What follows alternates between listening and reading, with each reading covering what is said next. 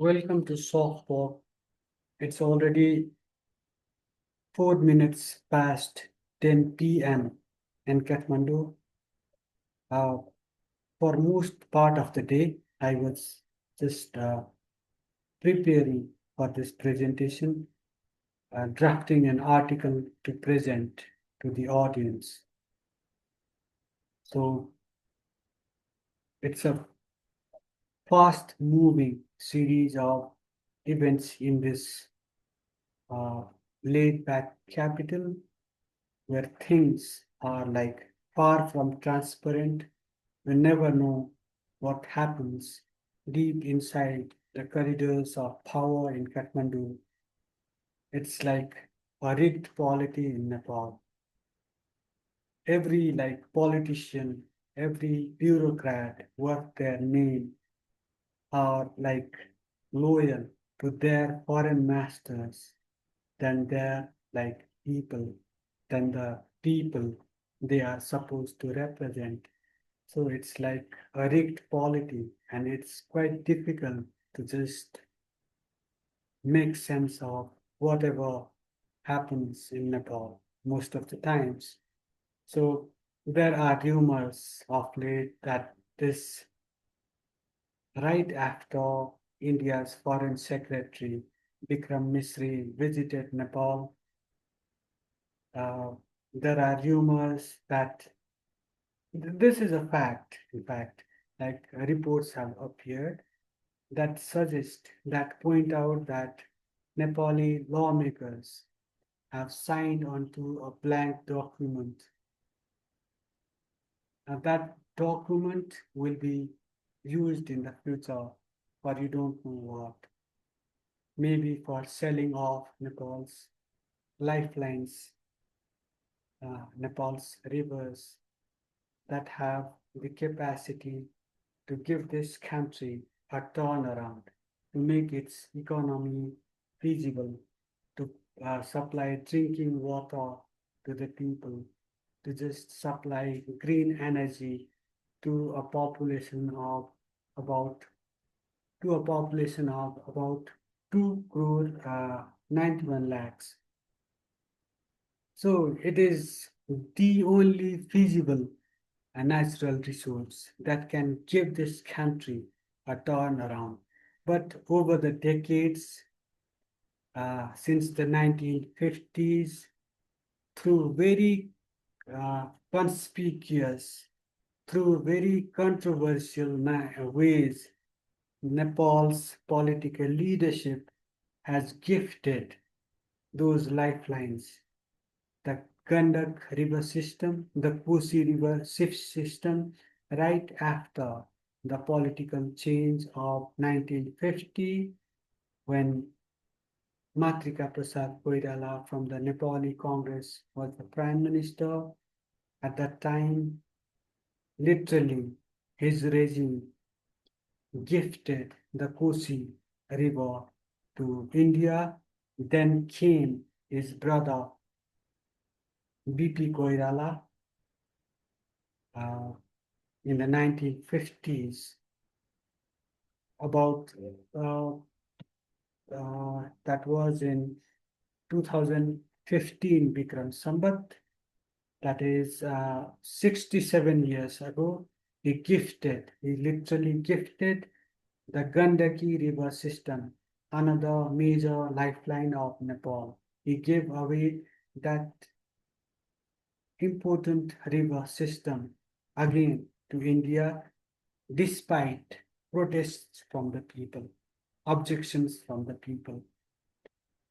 About 30 years later, the other brother of these two Koiralas, Girja Prasad Koirala, gave away the Mahakali river system, the mighty Mahakali in the far west region of Nepal, one of the remotest parts of one of the most underdeveloped regions of Nepal.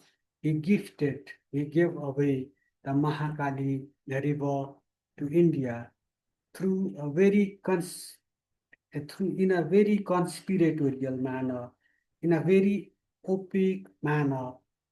by sidestepping the parliament, by producing a manufactured consent in the parliament, by just buying votes through horse trading, through very unscrupulous means. But this selling of the country down the river has been continuing even after that. So, like, it's a rigged polity. I request you all to just read this presentation in that context. This rigging, this corruption, this policy corruption at the highest level has been going on unabated. It has reached a new high of late. So I request you to just keep in mind this fact as you try to make sense of my presentation. Thank you. By the way, if you have not subscribed to this channel, I request that you do. We are trying to promote citizen journalism. We are trying to not be his or her master's voice. We have no corporate supporters. We are not driven by greed or whatever. Uh, so your subscription is the only means that can help us keep going. So I request you to just also comment on our presentation and press that like button if it touches your hearts and minds. By the way, we are only with facts, not, we are definitely with Nepal, we are definitely for Nepal, but we are not against any country. It is only that our politicians, our bureaucrats have failed this country, have failed to protect this, the vital interests of this country caught in a geopolitical and geostrategic flux. So people of conscience like us are trying to just give our country a voice so that our future is not compromised anymore.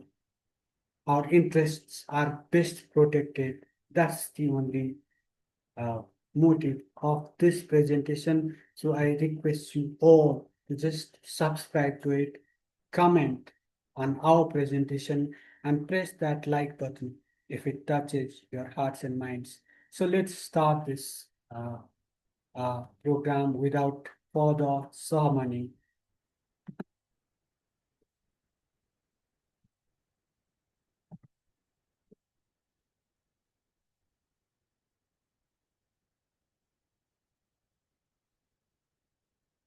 The open wounds of Nepal.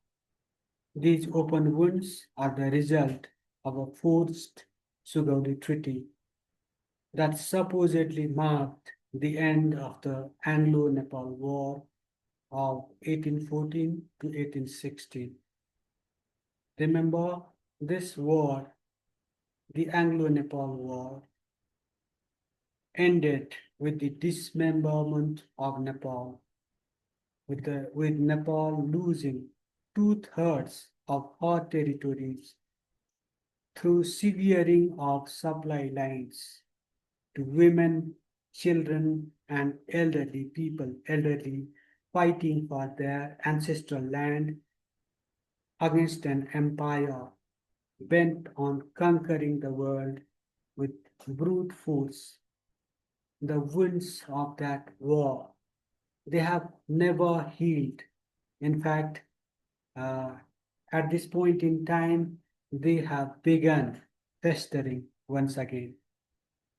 I tell you why and how. This festering has begun anew after China and India agreed to reopen border trade, among other points, through the Lipulekh,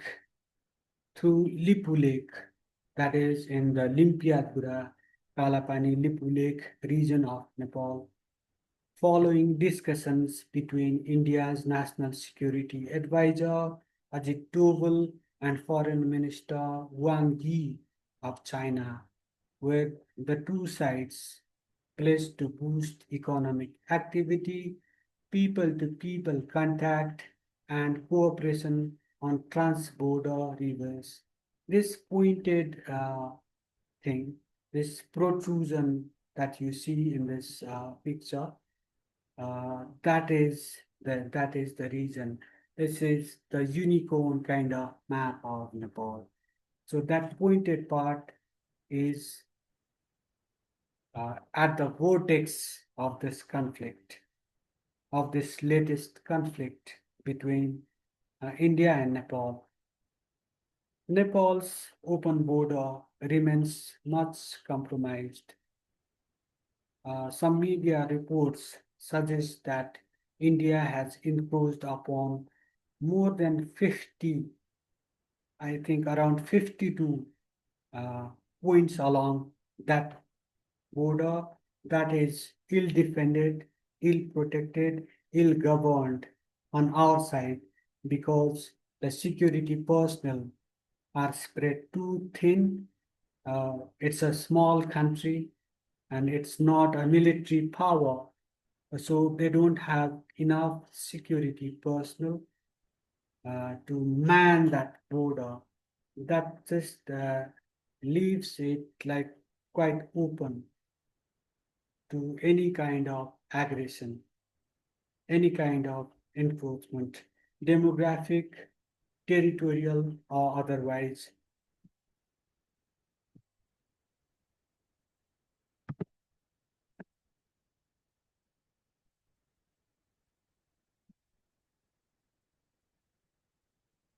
I was talking about India's National Security Advisor, Ajit Doval, from Doval, who happens to be from Gadhwal. Nepal has historical links with Gadhwal, Kumaon and Gadhwal. If you have read the history of Nepal, you surely know what it means for Nepal. From Doval, who happens to be from Gadhwal, it's another gift for Nepal, isn't it? So, albeit feebly, Nepal has obviously objected to the deal.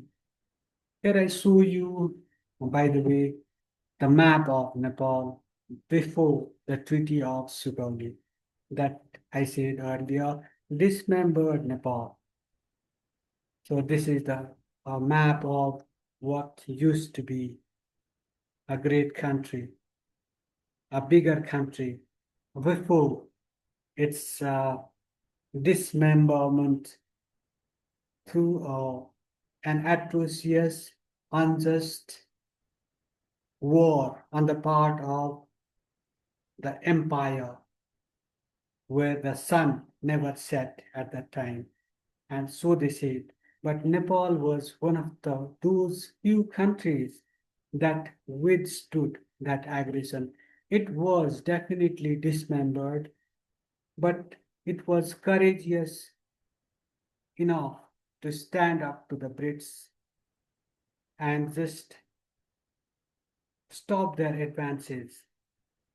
So it's a brave country, but that bravery these days is not used in defending the country, but that bravery is used in defending the others' interests at the order of others in other lands to protect for the sake of like a livelihood or something like that.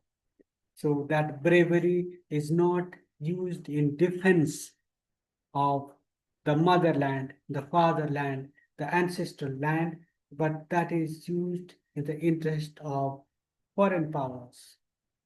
That is one of the fallouts of the Treaty of Sugauli.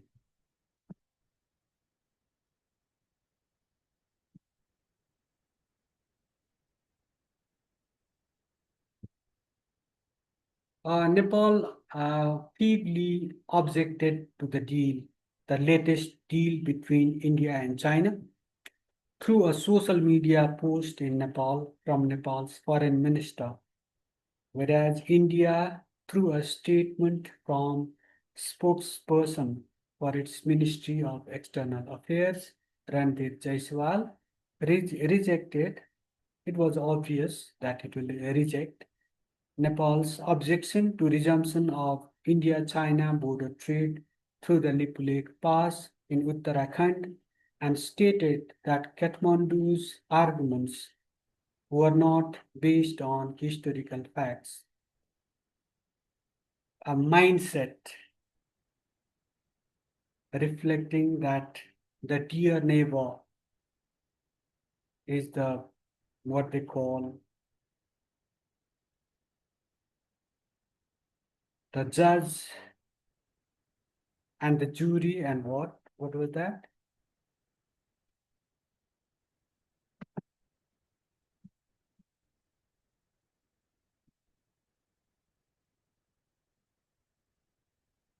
Our position in this regard has been consistent and clear.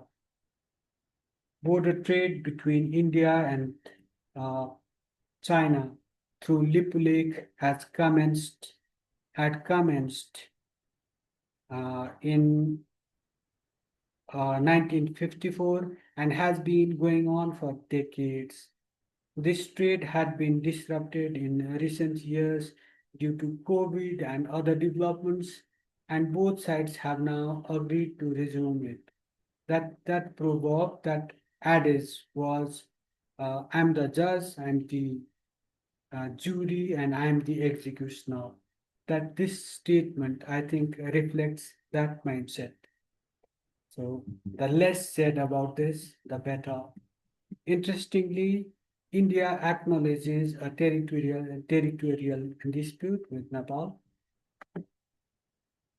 By the way, this is a graph from history.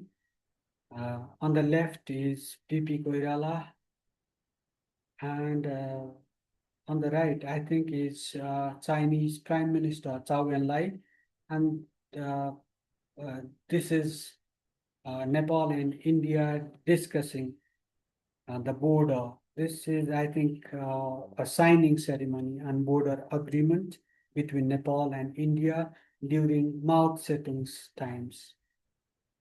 This fellow definitely is Zhou Enlai, the Chinese Prime Minister. So this is a historical picture. Let's continue with this presentation. Uh, India India has acknowledged a territorial dispute with Nepal vis-a-vis the Limpiadhura region, whereas Nepal has been consistent in its stand, in her stance, and a stance that the land belongs to her. Citing the Sugauli Treaty, historical facts and figures and maps, the old map of Nepal, featuring in textbooks as well as currency notes and coins, and a population census conducted about 7 decades ago. There are land ownership papers with Nepal's land offices, land revenue offices that suggest that Nepal had been collecting taxes from those people. They had paid their bills and whatnot. That suggests that the territory has been Nepal's all along. The disputed status, though, has not stopped India from developing infrastructure like roads that link Uttarakhand, Pithoragarh, in fact, with Tibet of the People's Republic of China. There is this pilgrimage site, Mansarovar, a center of faith for Hindus and Buddhists and other like people, even Jains and maybe Kirats, people from Midwestern region and far western region of Nepal visit Mansarovar. So it's like it has like it's a popular destination for uh, people from Nepal and India. And India wants to just link uh, Delhi with that Tibet through that pass, Lipulekh Pass. In fact, territorial aggression against Nepal has been going on unabated, with reports pointing out about violations in scores of parcels of land along the Nepal-India border that's largely open on our side. It's a porous border, so, and there is a very thin security presence along our side. Given the lack of resources, we are a smaller country, unlike India, which is the fourth largest, fourth mightiest, I think, military power in the world. So we cannot compete with them in terms of human resources and economic might and all that. We have a very poorly guarded border, so it is always subject to encroachment. It is always subject to territorial as well as demographic aggression. This open border, which I have likened to open wounds, because it has become a conduit for like displaced populations from the neighborhood, immediate neighborhood. Definitely, uh, people from bordering states like Uttarakhand, uh, Uttar Pradesh, and Bihar in India just sneak into Nepal through that territory in search of jobs and all sorts of purposes. But that's not the only like population influx. Uh, South Asia, it seems, is never at peace with itself and the rest of the world. South Asia and India's neighbors like Myanmar, Bangladesh, Afghanistan. Afghanistan does not have direct links, border links with India, but displaced populations from this extended neighborhood enter into India, and India pushes them into Nepal through that open border. That's why we have had to deal with the Bhutanese refugee crisis in the 1990s. Nepal and Nepal and Bhutan do not have a direct land border. What happens is when the Bhutanese what happened is when the Bhutanese regime drove these people out, Bhutanese nationals of Nepali origins, when the Bhutanese regime uh, used brute force, even rape as an instrument of war, even ethnic cleansing, when it resorted to torching the houses of Nepali speaking Bhutanese people who were demanding democracy and human rights. These people were driven out from Bhutan and they entered into Nepal. And India pushed them into Nepal through that porous border, even as the Nepali state looked on. So, similarly, we have uh, Rohingyas from Myanmar, what used to be Burma, taking refuge in Nepal. This is like a country, it's not doing great economically. It is like people from Nepal are just going abroad. They go abroad to just make a living and send remittances home. So it's not like in a great economic shape. Still, we are having to deal with displaced populations from the neighborhood. This is all due to open border. And there is this problem of security, like security of the country is compromised. And India also expresses concerns about all kinds of anti-Indian activities taking place from Nepal. But at the root of this problem, this security concern, is the unchecked inflow of displaced populations from uh, the neighborhood through that porous border with India. I'm not saying that all people are like of that nature, but some of them may be like harboring uh, feelings against a particular country. So that gives Nepal a huge security headache.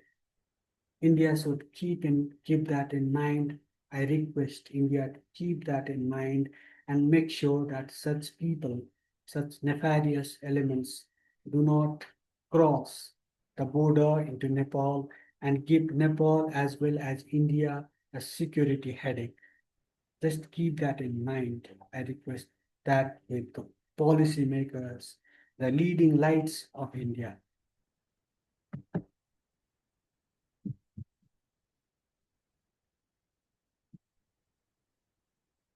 One wonders if our dear neighbor is pursuing a forward policy against an ill-prepared, ill-governed, and a much smaller neighbor.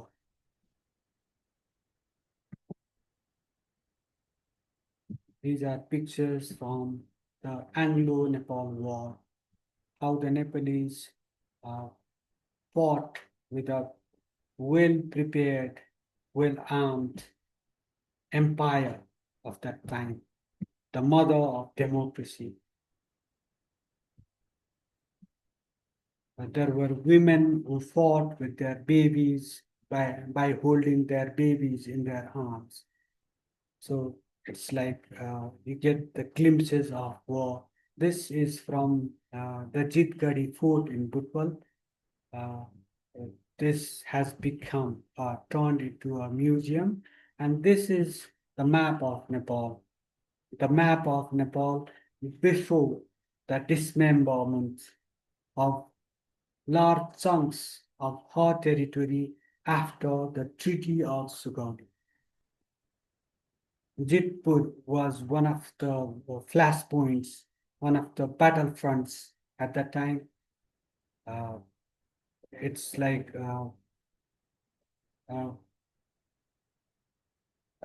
Nepalese troops stood their ground there, so they could not make further advances. The British troops, I don't know whether they fought this war at this point, but they resisted bravely with their bows and arrows and whatnot against the British artillery. It takes quite a lot of courage to defend the empire where the sun never sets, isn't it? So let's continue with this presentation. Uh, the fresh agreement between India and China appears to be a corollary of a 40-point deal that India and China struck in 2015 during Indian Prime Minister Modi's visit to India, where they pledged to boost border trade through the Lipulekh Pass. Jawaharlal Nehru was a great fan of India-China friendship. Before that 1962 war, uh, Nehru used to liken India and China to bhai bhai, brothers in arms, the brothers, uh, fraternal, what you call, isn't it? Fraternal relations. He used to talk about, he used to describe India and China as bhai bhai. So, as Jawaharlal Nehru's bhai bhai engaged in an elephant dragon dance, forgetting their episodic bitterness. Remember the 1962 war. Let's talk a bit about the 1962 war because it has a Nepal connection. It has a Nepal connection. Historical accounts suggest that a band of Indian troops sought refuge in the Nepali territory of that Kalapani Lipulekh Limpiadhura after their defeat in the war and the Panchayat regime in Nepal granted them permission to do so on humanitarian grounds. Later, when the Panchayat regime asked these vanquished troops, the vanquished Indian troops to leave, they refused, bolstering their presence there instead. Then I was talking about the episodic bitterness between India and China. Let me also talk about the Galwan Valley clash of 2020, 21, and beyond. Nepal has once again become the proverbial grass that suffers, whether it be in times of peace or war. In 1962, we lost a chunk of territory as a result of this war between India and China. When they warred, we lost our territory. And when they just are making peace, we are once again on the verge of losing that territory. We have been claiming, even as we continue to claim that the territory belongs to us, even as per the Treaty of Sugauli, even as the historical maps, documents, land bills, land ownership papers, the national census that the celebrated journalist Bhairav Rishal conducted in that region along with a team. We have been suing these proof to just ascertain, to just establish that this land belongs to us. But India has refused to acknowledge that those facts. Sadly, we have held several rounds of talks. We have held, sent several notes to that effect. But India continues to be in denial. India continues to revoke these facts.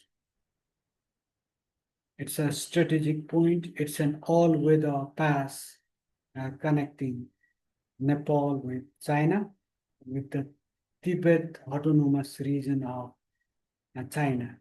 It's a very vital pass, and analysts also suggest that it is such a vantage point through which you can have a very commanding view of Chinese build-ups and whatnot. So it is a point of strategic importance that makes it all the more important. Sadly, at this juncture in the life of this great nation, our Prime Minister, a bundle of energy that used to roll freely. He used to roll freely from hip and happening addresses of the youth to seminars to infra inauguration events and anything in between, while making sure that this country fired on all four cylinders, has caught seasonal flu, and physicians have advised him to rest. The doctors attending to him have advised him to rest for a while. How sad, isn't it? Such a bundle of energy gets ill upon hearing this disturbing news. The news may not be the cause of his illness, but this is quite a serious matter, isn't it? There has come a time when this bundle of energy has also taken ill. But he need not worry, We the people, we the Nepali people have a high pain threshold. We have a very high pain threshold and can bear with old ones. we have been bearing with those wounds all along. Here's wishing him a speedy recovery.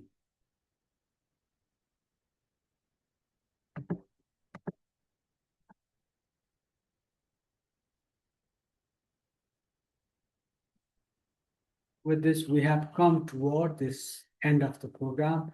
So we wish him a speedy recovery. We wish this bundle of energy a speedy recovery. By the way, is this illness part of a foreign conspiracy? One wonders. Because anything that is not beyond explanation in Nepal is suspected to be a foreign controversy. A large section of the population thinks that the demise of this death of Madan Bhandari and Jibraj Asrit, CPNGML General Secretary and Organization Department Chief in the 1990s, they take it as a foreign conspiracy. And they think that the royal carnage, the royal massacre of June 2001 is also a part of that conspiracy.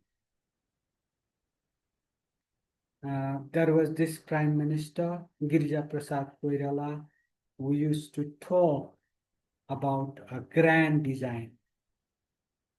So maybe this is part of that grand design. Maybe all this is part of that great Himalayan game. You get a sense by observing unfolding developments in Nepal that several foreign actors want to dance on the Himalayas of Nepal. They want to perform Tandav Nritya of their own kind on the Himalayas of Nepal, all at the expense of Nepal and the Nepalese. But Nepal's political leadership, Nepal's bureaucracy seems quite oblivious to this threat.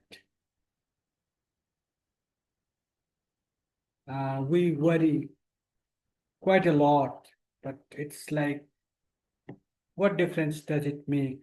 We just put out our thoughts, even at the cost of our well-being, even at the cost of our lives. But the powers that be don't seem that serious about this looming threat against the existence of this country. This looming threat to the well-being of this nation, a looming threat to the future of Nepal and the Nepalese for generations to come. I hope they open their eyes before it's too late. Remember, the PM or Prime Minister has great things lying ahead. What are they? They are like participation in the upcoming summit of the Shanghai Cooperation Organization from August 31 till September 1, where the Prime Minister is sure to shine even in the presence of state persons from the region and much beyond. He is such a bundle of energy and such a bundle of intellect. He knows everything under the sun and beyond, One hopes that he will be able to protect national interest like he did along with other like-minded politicians in different chapters of Nepal's history, like the Mahakali. What's more, toward mid-September, he will visit Bodh Gaya in India, where he will, in all likelihood, have a meeting with India's Prime Minister Narendra Modi who happen to be great friends with great personal chemistry.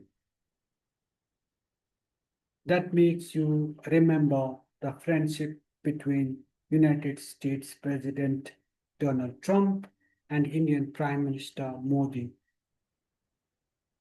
I hope both Oli and uh, our Prime Minister Oli and India's Prime Minister Narendra Modi are students of chemistry and not physics, like Donald Trump and Narendra Modi. Here's hoping that Shanghai and Bodh Gaya engagements will turn out great, not only for our Prime Minister, but also for this great nation endowed with resources to feed, resources that are enough to feed our peoples and ensure them a bright future.